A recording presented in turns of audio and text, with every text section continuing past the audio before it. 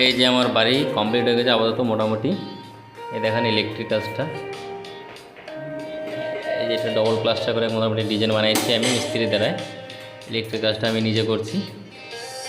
এই যে সুইচগুলো দেখেন এরকম আলাদা আলাদা লাইট জ্বলতেছে।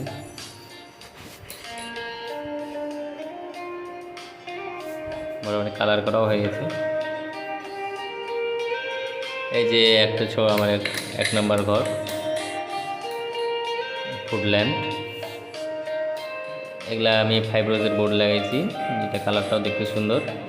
আর এই যে লাইটগুলো এগুলো ডবল প্লাস্টার করে ডিজাইন বানাইছি আমি নিজের মানে পরিকল্পনায়, আলাদা আলাদা কালারের লাইট লাগাইছি। দেখুন মোটামুটি ভালোই লাগতেছে। এটা স্লাইডিং মানে জানলা লাগাইছি, উপর নিচে আলাদা আলাদা, যাতে আমি নিচেগুলো বন্ধ রাখে উপরগুলো খুলে রাখতে পারি। সম্পূর্ণ একসাথে এক পাল্লা ভালো লাগে না, তাই এটা আলাদা আমার মতামতই বানানো হচ্ছে।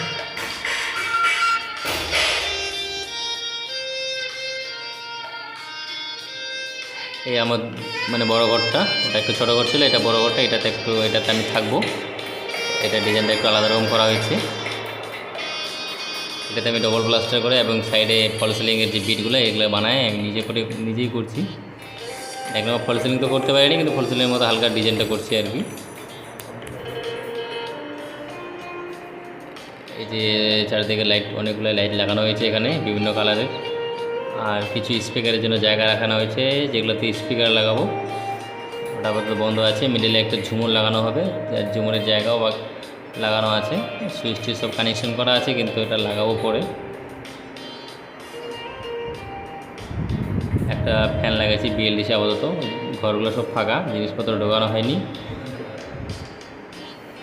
এই যে দেখতে পারেন আমার 5 রোজের যে বোর্ডটা, যেটা চেরি কালারের, দেখতে খুবই সুন্দর, লুকটাও খুব সুন্দর এবং কোয়ালিটি খুব সুন্দর।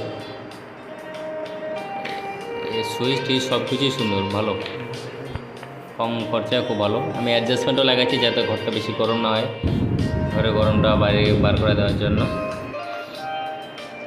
এই ঘরে আমি স্লাইডিং সিস্টেম করছি।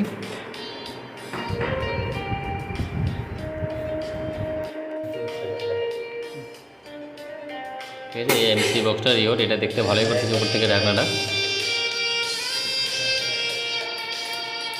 আজকে এখান থেকেই আবার দেখা হবে।